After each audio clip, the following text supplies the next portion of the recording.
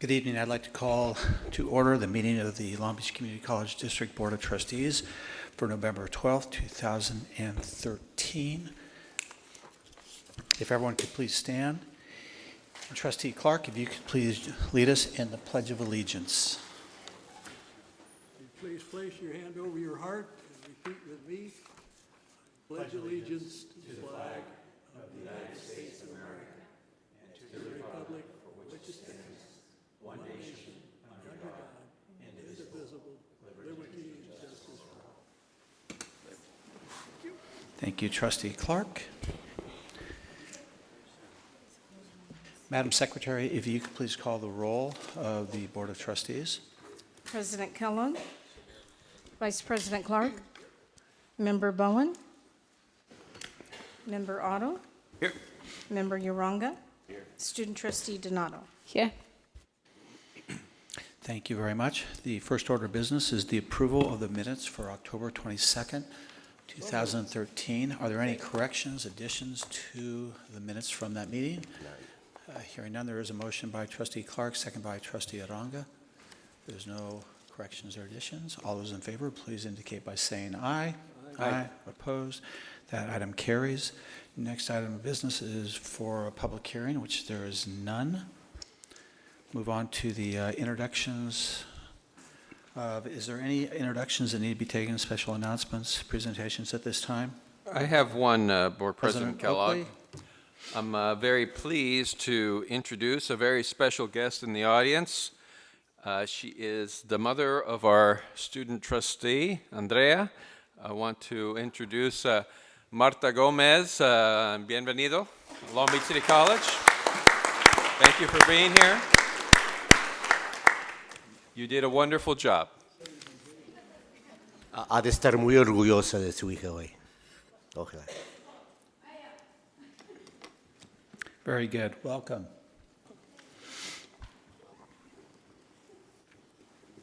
Ordering of the agenda. Members of the board, I have a few items, one of which I'm going to move to the front after the public comments, or I'm sorry, this is going to be moved to immediately 12.8, 12.9, and 12.10. That is the ordering of the agenda. Are there any other items at this time? I know we'll have a consent calendar item that you wish to have pulled, but is there any other items at this time? Hearing none, that will be the order. First order of business, item 12.8. President Oakley? Yes, for item 12.8, I will turn it over to Vice President Gable. Anne Marie? Thank you, President Oakley. In your board packet, we have our 2013-2014 first quarter budget performance report as of September 30th, 2013. So I'll just give you a brief overview of what is presented within the quarterly report that the Budget Advisory Committee has seen and approved. So on the first page there, the presentation is as it typically is, where we show the adopted budget for 13-14, the current budget, which means any changes that have been made since the adopted budget time, the actual both revenues and expenditures that were expended or received as of September 30th, and then we do a projection on where we think we're going to end the year as of June 30th, 2014, with two variance columns, and the variance represents the difference between the current budget and the projected year-end numbers, both in dollar amount and as a percentage. So you see there on the first page, we aren't projecting any changes between the current budget and the projected year-end. Right now, right in the center is where we have the state apportionment. But just as a reference, when we built the adopted budget assuming that we would be funded at a FTES level of 19,858, and that includes 299 in restoration FTES. And so we have built in growth or access or restoration, whatever term you want to use today, for those funds. And we've also built in a 1% deficit factor, as is typical, although this past year, the deficit factor was much greater. So to date, We haven't heard any change from the state on whether or not that deficit factor is going to hold. We'll have a better idea in January if that's going to change or increase due to either the redevelopment funds not coming in, property taxes, or enrollment fees. So moving to the second page, looking at the total local revenue, you see that we are projecting $18,947 more than what is in our current budget, and that is due to a renewal of a cell tower lease agreement that we have. And so we have cell towers on our campuses, and we get monthly lease revenue from that. So there at the bottom of page 2, the total revenue and other financing sources.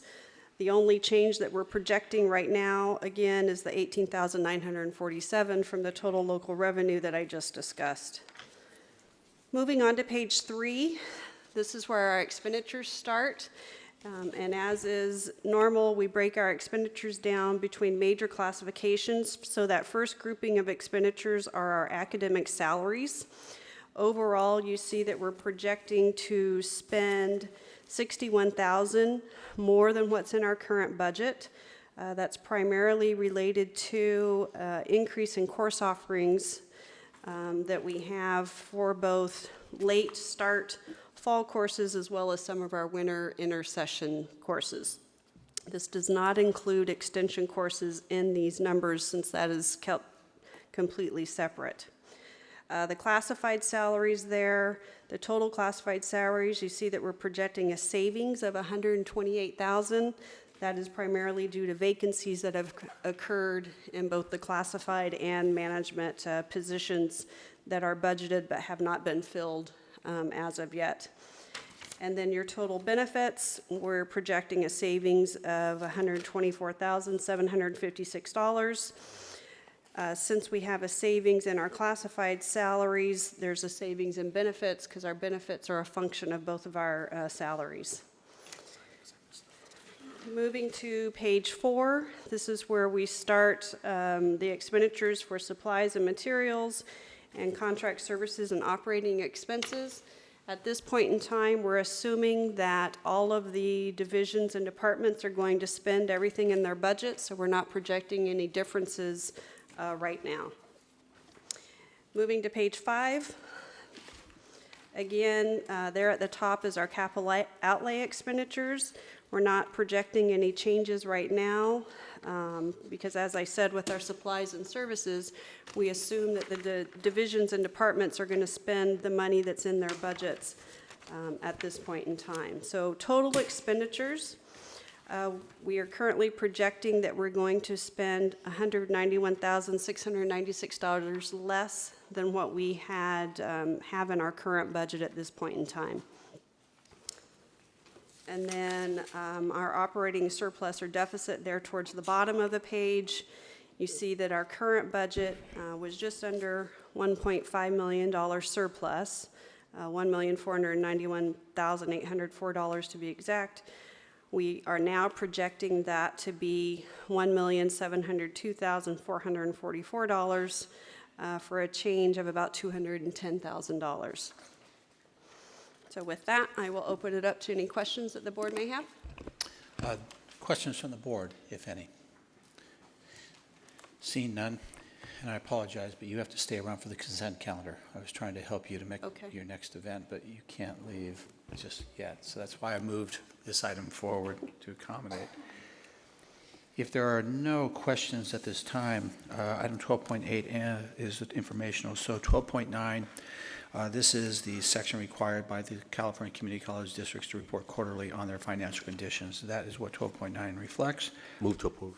Motion by trustee Aranga, second by trustee Clark. There's no other questions or comments. All those in favor, please indicate by saying aye. Aye. Aye. Opposed? That motion carries. The next item is a resolution on this same item. I'll entertain a motion to approve the resolution. Motion by trustee Aranga, second by trustee Clark to approve the resolution on the same item.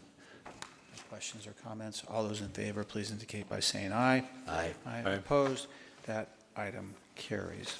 At this point in time, we will now go back to our agenda item as we normally work, and that is a public comment period on agenda items.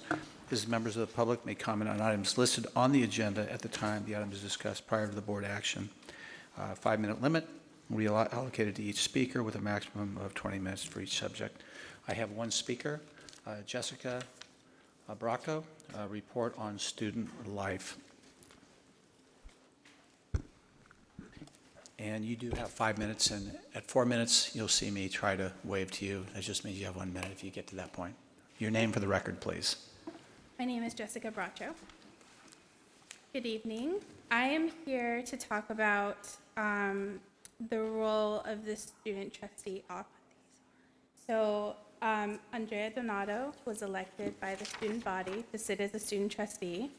In that, I understand that she is meant to represent the student body on the board and to be the official voice of the student body. And I personally feel that Andrea has done a wonderful job in this position. She is a role model for students, male and female, but I would highlight female because it's really special to me to see such a strong feminine voice on a student sitting up on this board and representing the other students at the college. And I am so happy to see that strong voice sitting out there representing me, but I'm a little upset and maybe kind of feel a little bit like the student body's vote has been disrespected by the decision to bring in the president of the ASB or any other student really to make an address on student life, because sitting in these public meetings as a student and hearing that decision made or told to ASB without a vote makes me feel like you're taking the students out of that decision-making process. And it almost says to me as a student, your representative isn't doing her job. We've made the decision for someone else to do it better. And I don't think that that she has misrepresented students, that she has not fulfilled her role, and if not speaking about every single thing that's going on in student life is something that is grounds for someone else to take up your responsibility, is really what's happening here, then why not just address it with her and ask her, can you bring up more issues in your report? Or I would hate to think that as students making a decision on our vote when we cast a ballot for the ASB representatives, that our vote doesn't mean anything, because we voted for Andrea to stand for all of us. And I think that we made the right decision, and I would hope that it's upheld. Thank you. Thank you. There are no other speakers on agenda items. We go to the consent calendar. It has been requested by the student trustee to remove from the consent calendar for discussion item 6.1-4. Are there any other items from the consent calendar that needs to be removed and discussed at this time? Hearing none, I'll entertain a motion to approve the remainder of the consent calendar. So moved. There's a motion by trustee Otto, Second. second by trustee Aronga. All those in favor, please indicate by saying aye. Aye. Opposed? The consent calendar is approved with the exception of 6.1-4. Student trustee. Yes, thank you. And the reason for which I put this item out of the consent agenda is just because I would like some more information on what is California Corporate College Training Program. I believe that would be Vice President Gable, please. Yes, the California Corporate College Trainings Program is something that is ran by the Community Advancement and Economic Development area, and they do trainings with local businesses that the local businesses then pay us fees for the training. And so this is establishing both that revenue and expenditure within our Community Education Fund 59. All right, thank you. All right. Can we entertain a motion to approve item 6.1-4 5.4 then, please. So moved. Motion by trustee Otto, second by trustee Clark to approve that item. No other questions. All those in favor, please indicate by saying aye. Aye. Aye. Opposed? That item carries. That concludes our consent calendar. We're now on to Human Resources, item 5.3. This is the appointment to the Personnel Commission by the AFT. On there, it's just for the record, the name that was submitted to us needed to be corrected on the spelling. Do I have to read that into the record, what the correct spelling is? It is spelled, Jackie is spelled, Jackie, I love your writing. Jacq, is that your UIE? Yes. All right. That was the correction on the name. And, No, and to remove Lang, it's to remove- Jackie Wilvers. okay. So for the record again, her name has been changed to what? Not changed, it correctly is identifying her as, Jackie Wilbers. Jackie Wilvers. okay. And again, this is the appointment, replacing a longtime member of the Personnel Commission, Darwin Thorpe.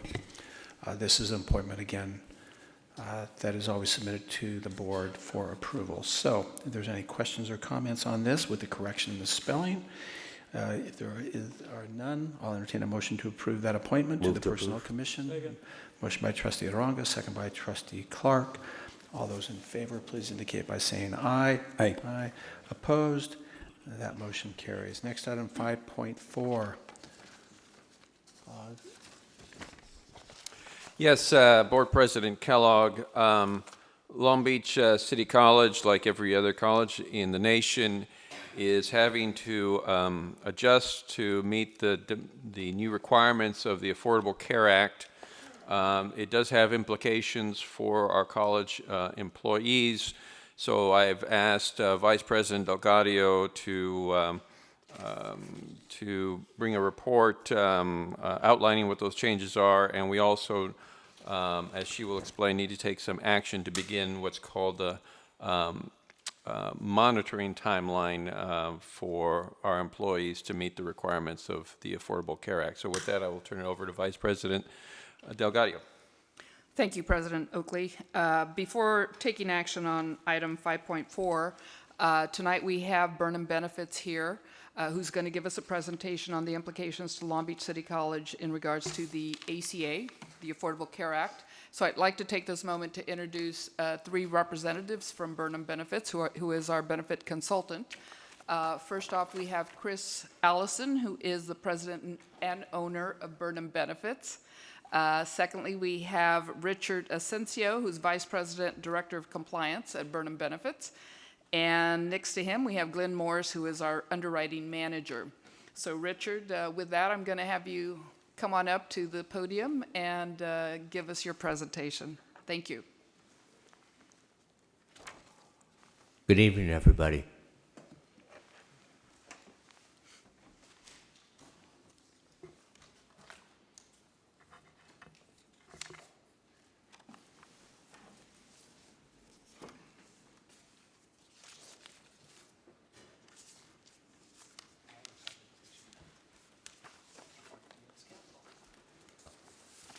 Today, I'd like to talk to you about the Affordable Care Act, more from the perspective of Long Beach City College and the district and what the district has done with respect to the Affordable Care Act and complying with it, as well as to discuss a few provisions that are going to be impacting the college in the year ahead, the next few years, that might give you just a good idea of what to go over.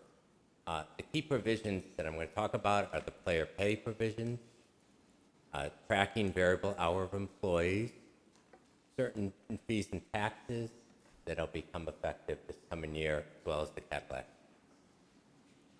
In between that, embedded in these, I will go over certain assessments of what we've done on the college and how that applies to it. With that, I'd like to go to the next slide. The main ACA, one of the broad objectives, of course, is to provide, to decrease the uninsured population in the United States. it is one of the biggest, and we figured that it's going to be due on the mandating employers to provide adequate coverage is one big aspect of this is where Long Beach College is in. The other aspect of it is that individuals are also able to provide must have coverage or pay a penalty. Another way to induce people to purchase coverage. Expanding Medicaid, a big factor here. I was at a meeting today, and they said right now the number of enrollees in Medicaid projected for 2014 is increasing, it's going to increase significantly. And in California, that's called Medi-Cal. One other aspect, Covered California, we've heard of the marketplaces, we've heard of healthcare.gov. These are changes that have been created to bolster purchasing opportunities, promote competition. What the government has done is provided subsidies for lower income individuals to be able to make coverage more affordable. That will be reduced, and if they qualify for a subsidy, the coverage premiums will be significantly reduced. Secondly, another big objective is to institute market reform. These include eliminating pre-existing condition exclusions, improving preventive care benefits. It is the hope with these reforms that in the long term, it's going to drive down the cost of health care.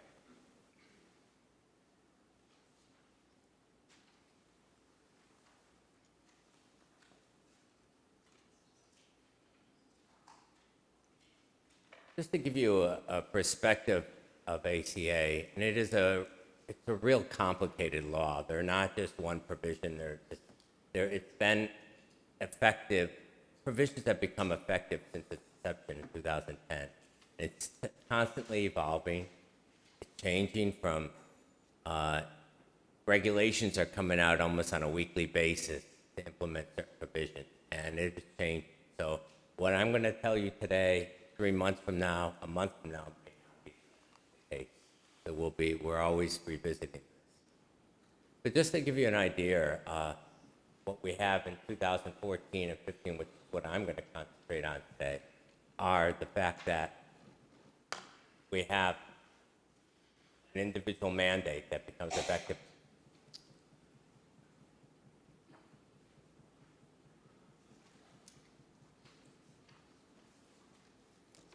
Okay.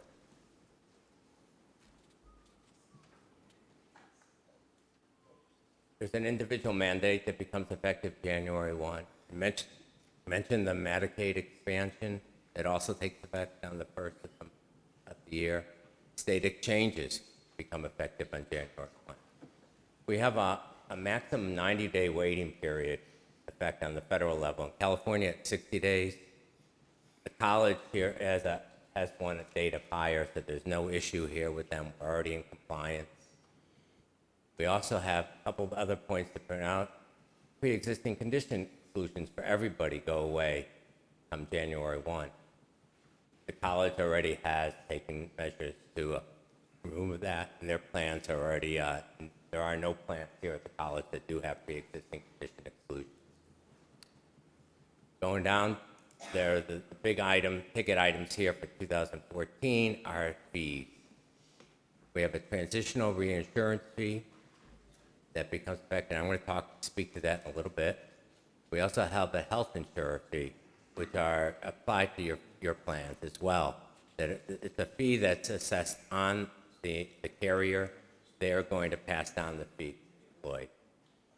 And just to step back in 2013, for the college, it becomes effective really for this year. The first payment will be 2014, is that we have what they call a comparative effectiveness fee, which is to fund a nonprofit research organization on there. And I'll talk a little bit about that as well. Coming to 1115, and this is really the crux of this is you may have heard of the the employer mandate to provide coverage. This got delayed. It was initially scheduled to be effective for 1114. Got pushed back to earlier in the summer to 1115 on there. And we're going to be spending considerable time talking about that today. We also have reporter requirements that come effect in 2016, and then the Cadillac. Going here, who is responsible for what? Just to know that employers are not the only party in this. It's really, I guess, the pain, the efforts are shared by various different parties. The federal government, the state government, individuals have a role. Healthcare providers, of course, have a big role, and of course, employers too. And we're focusing on the employer side. I'm going to begin talking a little bit about the employer mandate and why it applies to the college. Employer mandate, only large employers are subject to this. But regulation, ACA defines large employers as employers that employ an average of at least 15 full-time employees. So you're talking about any organization that has 50 full-time or even 25 full-time, but many part-time could conceivably fall into this category. What exactly is the player pay mandate? How does it work? How are penalties assessed? There are two potential penalties that can get triggered. They're both triggered when somebody goes to the exchange. One of your employees goes to the exchange, they qualify for a subsidy, purchase coverage in the exchange, penalty can get triggered. We have a $2,000 penalty that could be assessed on all your full-time employees versus a $3,000 penalty, which is assessed only on those employees who actually go to the exchange and qualify for a subsidy. So clearly, the $2,000 penalty could be the most egregious penalty involved here. That is triggered if you do not offer minimum essential coverage. That is coverage offered. All employer plans, for the most part, meet the minimum essential coverage. The key to it is that you have to be offering it to 95% of your full-time employees. We'll talk a little bit about what we're doing to ensure that the college meets that requirement. So having offered that coverage to minimum essential coverage, you have to still go through the effect here now. Does the plan, there are two tests to determine whether the $3,000 penalty could apply. Does the plan provide minimum value? We're going to explain that. We've done an assessment of the college's plan. And is the coverage affordable? And affordability, we're going to discuss as well. It's generally less than or equal, the cost of coverage is less than or equal to 9.5% of that employee's income. And we're going to look into that and show you how the college assesses that level. Again, if you meet all those parameters for offering affordable coverage, offers with minimum value, you will not get assessed. That is our goal here.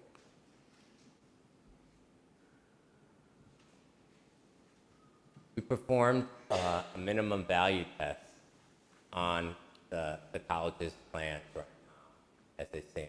And minimum value means that the benefits that you're on, the cost of your benefits that are provided through the insurance has to be at least 60% total. Versus, and so the most out of pocket is like 40%.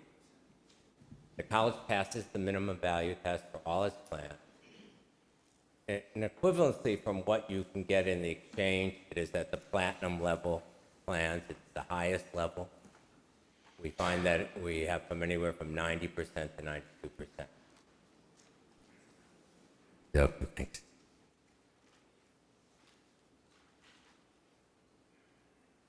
The affordability test, that's much better. What it is I mentioned the cost of coverage must be at least, has to be less than 9.5% of the employee's income.